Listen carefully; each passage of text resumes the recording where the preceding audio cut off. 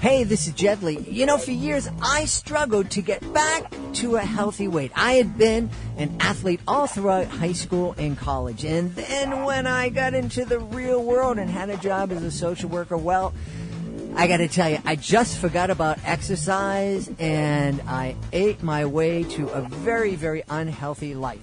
It would have been so much easier for me to get back to that healthy lifestyle that I loved in high school and college if I had a tool like Chronometer.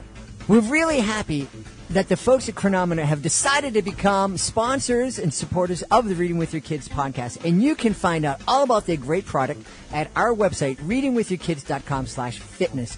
readingwithyourkids.com/fitness. I mean, this is a great, great tool. It's a really great tool. It helps. Not only does it help you track your calories and help you track your exercise, but it also helps you track your nutrition.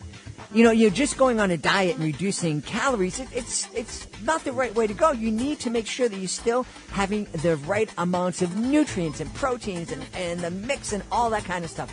That's why Chronometer is so very useful.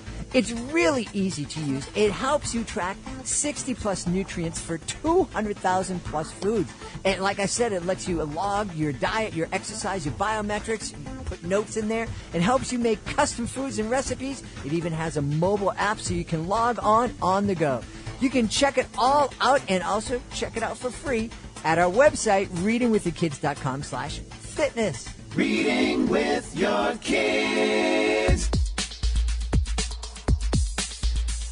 Hola, ni hao, konnichiwa, assalamu alaikum, bienvenidos. Hi, my name is Jedley, and this is the Reading with Your Kids podcast and iTunes' #1 kids and family podcast. Thanks to your support. Thanks for you taking the time to subscribe to us on iTunes and all the other amazing podcasting platforms that carry the show. And also, thanks to your sharing information about this show. We're really, really happy that you're joining us today. And we have a wonderful guest. Her name is Judi Folmsbee. She is the author of Bubba the Busy Beaver. You know, like I said, we do appreciate your great support, and we want to give you a gift. Yeah, we want to give you a gift. We'd love to give you a 2-week free trial of an amazing collection of online reading lessons, activities, and ebooks that teach kids age 2 to 13 the core literacy skills they need for reading success. Now, this collection features colorful animations, catchy music, sing-alongs, and heaps of exciting rewards, all designed to make learning to read fun and motivational for kids. If you're interested, and I don't understand how you couldn't be interested, all you need to do is to visit our website, readingwithyourkids.com/eggs, readingwithyourkids.com/eggs. When you go there, you can take advantage of our free 2-week trial and see how much your child's reading improves in just 2 weeks. Now, check this out. 90% of the parents who are using the program have noticed an improvement in their child's reading ability. And this program has been used by over 10 million children and counting. Think about that. 90% of those 10 million kids have experienced improvement in their reading. And it comes with a money-back guarantee. But best of all, if you go to readingwithyourkids.com/eggs, readingwithyourkids.com/eggs, you can try the program for free for 2 weeks. readingwithyourkids.com/eggs.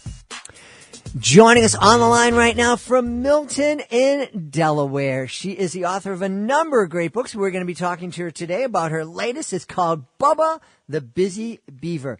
Please welcome to the show, Judi Folmsbee. Judi, how are you? I'm great. Hope everyone is doing well out there. Yeah. Beautiful, beautiful day here in Boston. I hope it's a beautiful day down in Delaware. We were just talking before the interview started.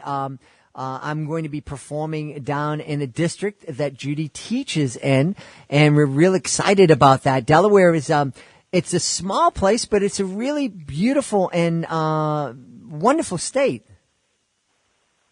Yes, it is. Yeah. So tell us about your very beautiful and wonderful book, Bubba the Busy Beaver. Okay, it's for ages 4 to 8, and I'm a retired teacher, and I always wanted to write books, and of course all the books would pass me by. So I was still teaching when we bought a piece of property and built a home, and behind it, we didn't realize till after we moved in that we had beavers. And so I became very intrigued and did a lot of research and decided to write a book, and found out that when beavers are 2 years old, they're cold kits, that they have to leave their home. Mm. So I wrote this story about the adventures of this beaver, Bubba, who has to find out how to build a home, and he asked many of his friends in the forest, and they're all animals that would live in the forest or marsh, that would actually be there. Mm-hmm. And in the end, he winds up building it, but I'm not going to tell the details about it. But anyway, they're all animals, unless you want to ask me more questions without giving it away. But they're all animals that would actually be there, and I researched them as well. So I'm glad that your experience it sounds like you have a positive experience with your beaver neighbors. I hear sometimes it can be a nightmare having beavers in the backyard. Well, I was just very fascinated with them because I like nature anyway. For example, when we found out that they were there, we went around the other part of our property, which was right on the road, and we could sit there at night. We had a nice place to watch them, and you could see the small trees moving in the water as they were moving them in place. And if we got close to them, because our house was very close to the water, you could hear their tail smack. Uh-huh. And they make a tremendous amount of noise. And they would build a dam every night, and my husband and grandson would go out and pull it down, and it would be built the next day. Isn't it amazing? Now, my wife and I, we live right next to a bird sanctuary, and so we've been here for 20 years. So we've always been very entertained and very thankful for the fact that we have this amazing collection of birds that come through our yard and our home and make their homes in our trees. But this year, for the very first time, a robin made a home in a holly bush that's in front of our house. And, we were able to see the nest that this robin built, and then see the eggs, and see the baby birds when they hatched and they flew away. But I was amazed after the robins left and, left their nest behind. What an incredible thing that this creature, without hands or thumbs and just using sticks and whatever they found, this nest was this amazingly complex thing that they lived in, and it was beautiful. And then when we went online and to learn a little bit more about it, all the pictures of these other nests that we were finding online were identical, and it's just amazing that these creatures have the ability to do this, and I'm sure it's the same with the beavers being able to build these dams without having to go to engineering school, and without tools, and without thumbs, and all that other kind of stuff. Well, they are supposed to be second to human engineers. Wow. Because, and I found out that also, too, that, they have the big teeth in the front. Mm-hmm. Well, they are orangish yellow, and they have iron in their teeth, and they have, I don't know exactly what it's called, but if you can remember the chewing gum that comes in a round circle, and you can pull it down, well, that's kind of like the way their teeth are. They keep growing in this little circle in their throat, and if they didn't do that, they would choke. Wow. So they're constantly having to use their teeth all the time. Uh-huh. And when I was doing this too, looking at it, you could see all the time that they just constantly were changing it, and they don't use their tail. A lot of people think they use their tail to help push the mud in. It's actually their head and their front hands that actually put the mud in there. Their tail is used kind of as a rudder to get them around, and they use their tail also to sit on, which is pretty cool. Yeah. Well, it's obvious that you have a love of nature, and you also have a love of teaching, and you have this love of books. Why are children's books so important to you? I think because there's a lot of things that maybe children don't get to see or hear. And through books, especially, for instance, with a book, I have seen the beaver, and not everybody gets to see that, but it's important for children to read and see pictures of things at their level in a book. Like, for instance, you could say to them, your children or your classroom, don't give up. But in this book, I call them catchphrases, and my other book has one too, but the catchphrase was, you can do it, just stick to it. And so, in other words, if they could see this and do the catchphrase, and we would always, say it in the beginning, and I went a step further, I would give them each a stick. So they would hold the stick up, when we said stick to it, because then that way they actually have something in their hand that they can touch as they're doing this. So the lodge is made with sticks, so he has to work with sticks, the beaver, stick to it, and also lets the kids know, don't give up, but persevere. It's an interesting point you make of the fact that children's books help kids experience things that they may not have a chance to otherwise experience, but also gives them a chance to experience things on their level. Right. Yeah, I think we forget as adults sometimes that what's fascinating to me may not be fascinating to a 4-year-old. And vice versa. And so as adults who have a little bit more flexibility and a little bit more experience, we need to kind of remember that so that we can help the kids really kind of experience the world on their level and help them explore and what's really fascinating to them. And if I have the opportunity, if I have the time, I incorporate some activities to go with it. We make beaver hats, and when they're done, they get the stick, and they go over to, I have a blue cover that's supposed to be like water. And, of course, after we actually work with the cover, we'll do that chant with the stick. Then I show them how to make a lodge, and I'll crawl out on the blue tarp to the center, and I'll place my stick down, and that'll be where we start the lodge, and then they all do the same thing. Cool. So that's one of the things you do when you visit schools.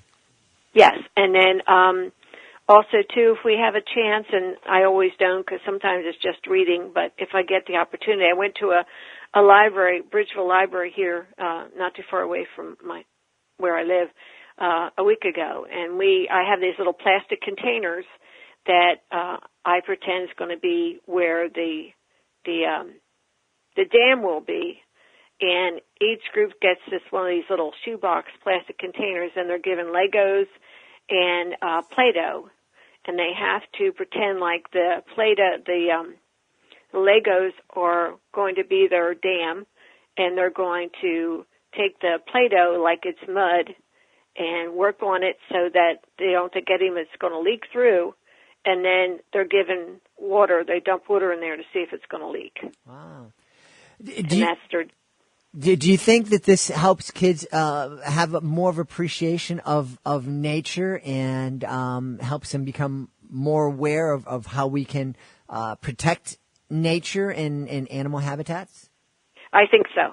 Yeah, real important stuff. I think so. Mm-hmm. Yeah. Now, you mentioned your other books. Tell us about your other book. Well, I have, the other book is separate from, because I'm going to have a series of the Bubba books. And I have another one coming out soon. But the second one was called Preposterous Pebbles, and it's after a Rottweiler that I had. And she truly thought she was a person. And when I had it, I wrote it, but then I found my illustrator for the second book is not the same as the first one. Uh-huh. And, she really, and I've never met her. We did everything online. And, so in the book it was supposed to be me, the grandma, and my grandson, and then the dog. And she really portrayed it well, showing how, of course, she, made it a little bit more dramatic than it would be, in real life. It was, it's still fiction, but showing how she would, try to play football and, throw the dirt in my face and things like that. And in the end, her problem was she wanted to be like people, but in the end, she turned out to be a mama, a dog mama, and she was proud of it. Cool. Very, very cool. Uh-huh. Yeah, I as a teacher, especially with all your experience teaching, if there's a young parent out there listening, what would you tell them is the greatest benefit that their kids would have from the parents spending time reading with their kids? Well, there's certainly bonding time. Mm-hmm. That's for sure. I think that's important.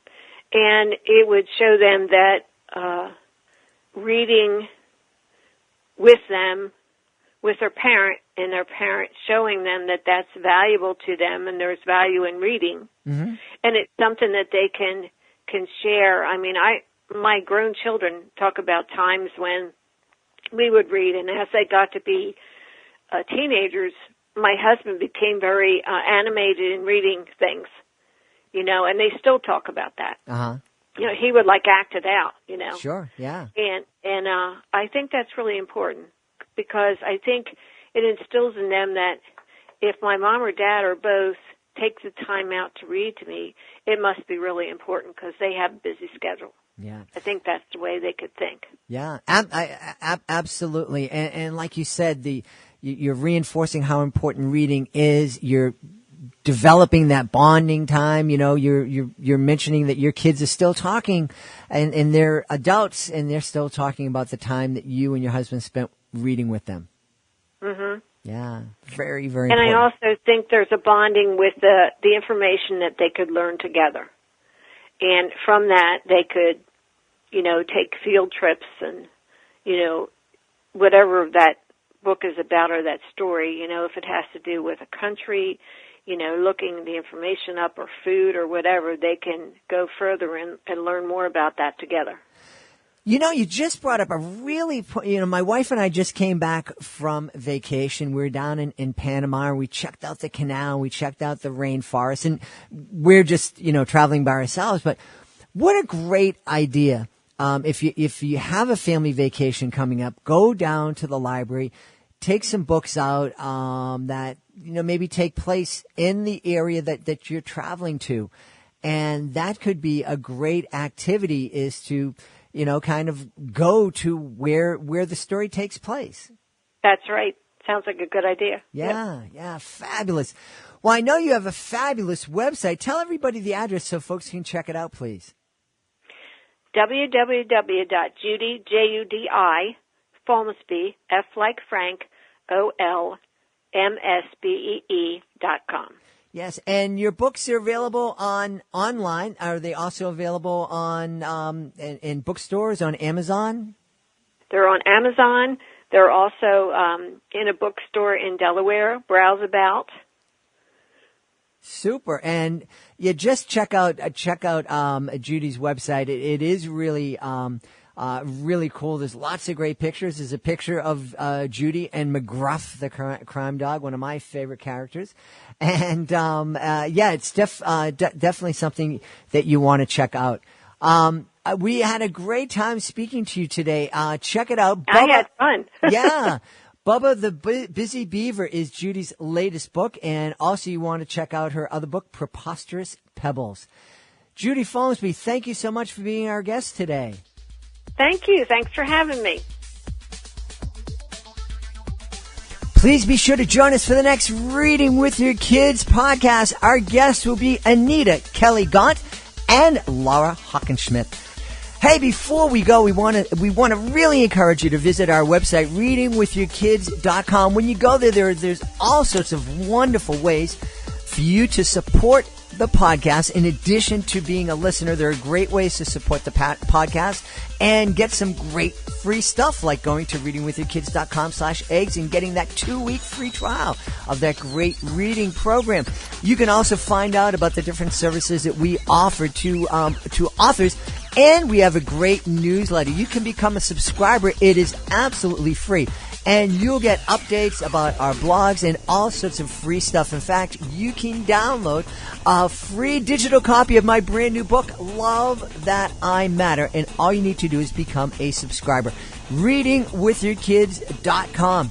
Hey, we want to thank Judi Folmsbee for being here today. And, of course, we want to thank you.